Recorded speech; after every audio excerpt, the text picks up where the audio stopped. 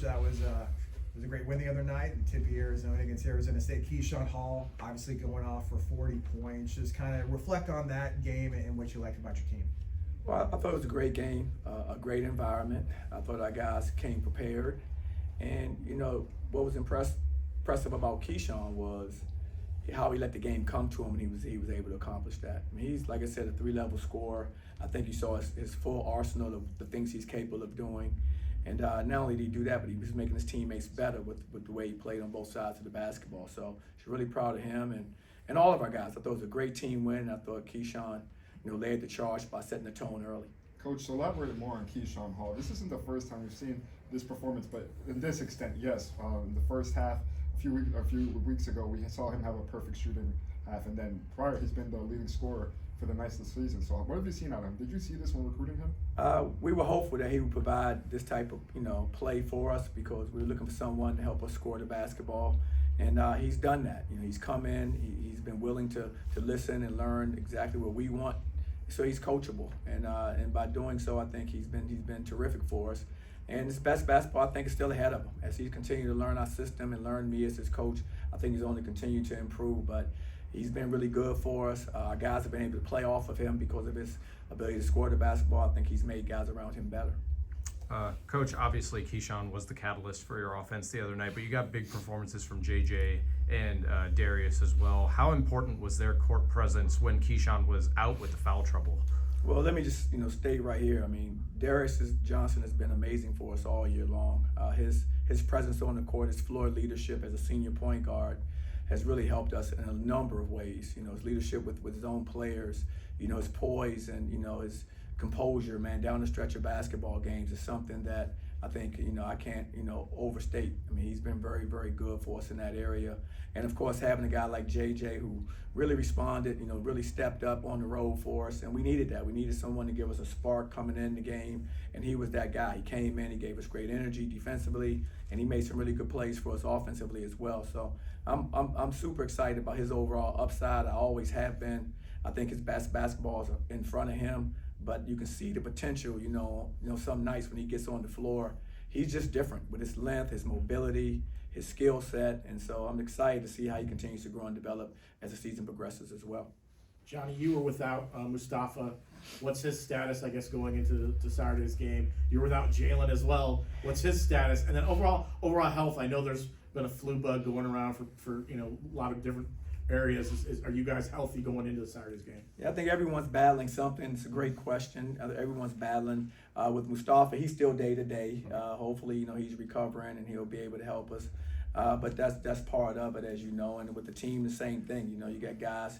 You're changing time zones. You're changing different atmospheres, different environments, and so those things are going to happen. We have to just do our best to make sure we're drinking as much fluids as possible and we're eating properly and we're dressing warmly because you're changing, these climates so much. So something we have to make sure we're aware of. But ultimately, it's about us just staying focused on what we have to do to be successful, and that's taking care of our bodies, getting our rest, and being ready to compete.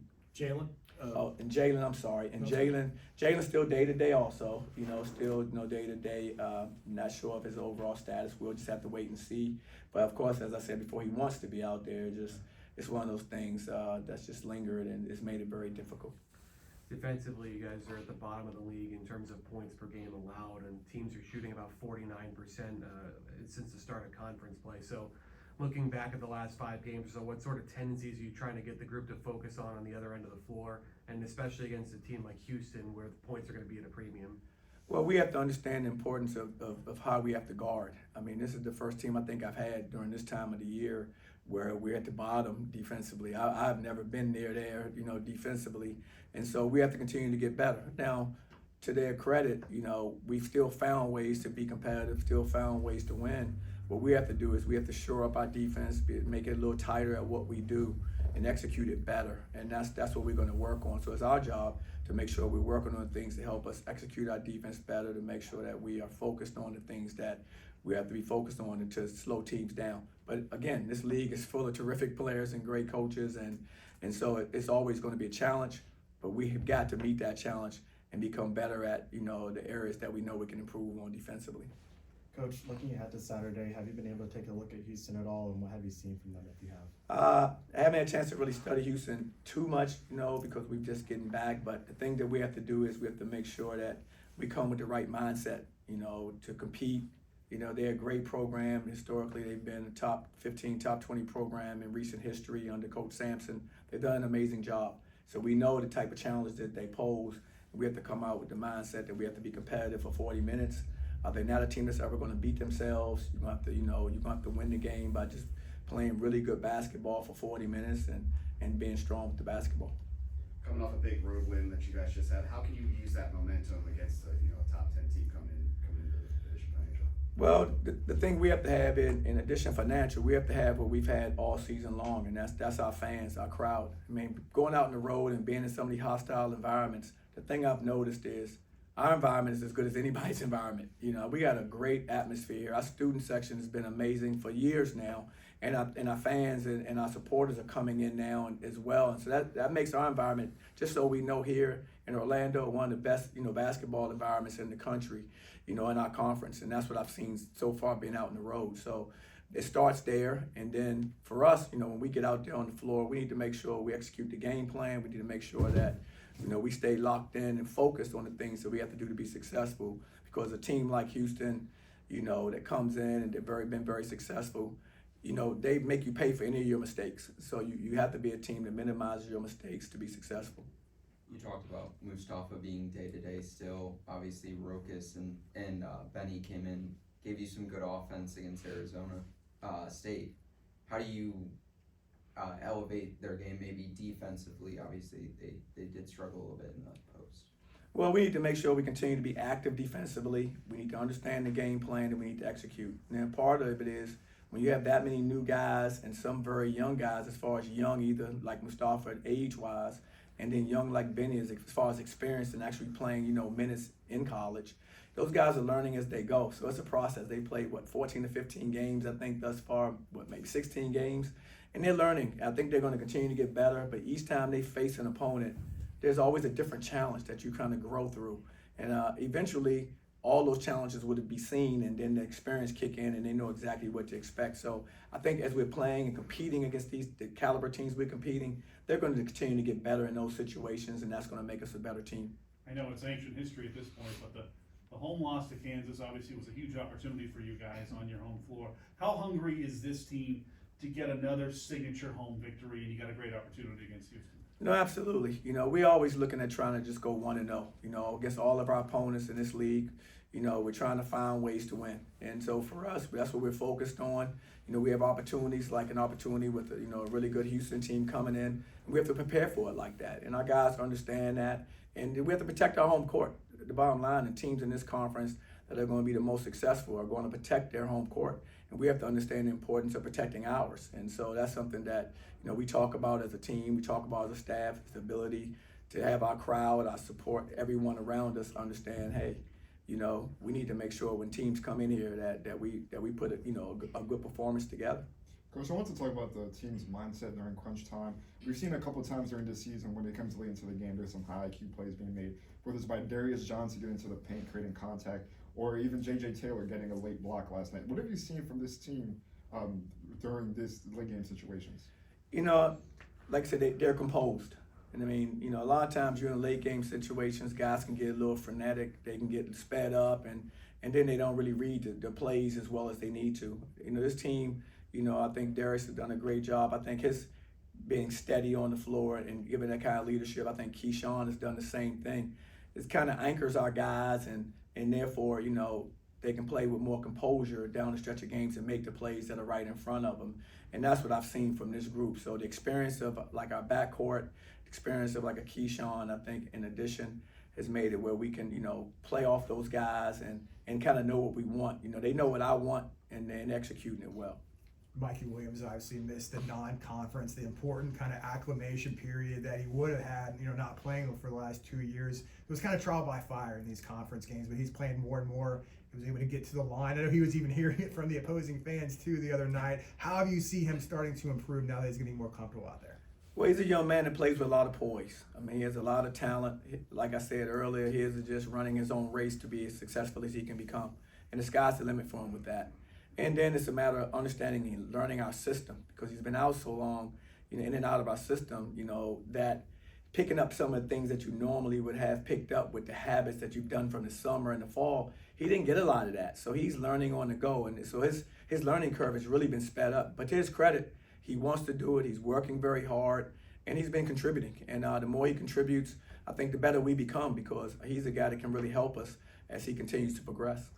Johnny, Benny was pretty physical in the Arizona State game. Physicality down low for you guys in place of Mustafa. How do you get guys to balance that physicality, being physical, and also trying to avoid getting into foul trouble, trying to avoid having to find yourselves on the bench when you try to be physical down low in the post? Well, Very, very challenging for young guys who are defending in the post.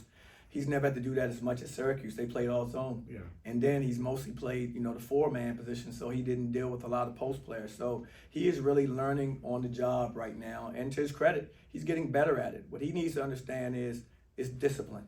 The way you stay out of foul trouble is you have to be disciplined, you have to follow the game plan, you have to be where you're supposed to be position-wise on the court.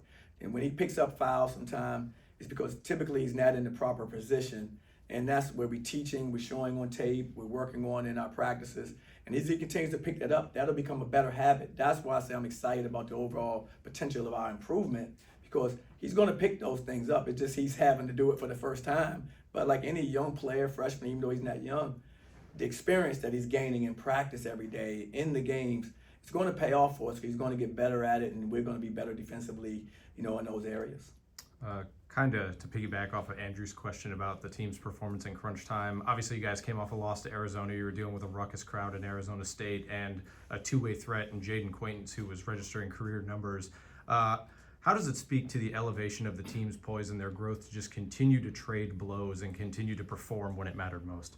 It says a lot about the players. I mean, I give them all the credit, like I said, with their composure, their concentration during those moments, because you can imagine in those type of environments, the crowd is going, and you have to be able to really concentrate. And those guys are concentrating and playing with poise, and they're confident in who they are. Those 3 C's, they're confident in who they are, on the court. And I think it shows up in those moments. So we have to continue to build off of all those things. We can't take it for granted, and we got to continue to look, like I said, to try to improve. But I like our guys in those situations because they've shown that those moments haven't been too big for them. This team's kind of taken a lot of lumps from national media sources, kind of listing you guys at the bottom of the Big 12, saying why are they in the Big 12? They're not a basketball school. What do you say about the last year's performance and then this year starting 500 in Big 12? Well, first of all, I don't pay attention to any of those things. As a competitor, all I pay attention to is the team that we're going to face. I don't really follow any of that, so until you tell me stuff like that, I would never know. That's how oblivious I am to those things, because all I'm trying to do is coach our team, trying to help them be the best they can be, and trying to represent our university and our community here in Orlando. We want to put our best foot forward, like all of our programs. We want to do something special. All of our programs does, we do as well, and that's all I concentrate on, is making everyone here in Orlando and at UCF proud of our effort and how we compete every single night. Having gone head-to-head with him a number of times now, what makes Kelvin Sampson's team so difficult consistently to score against?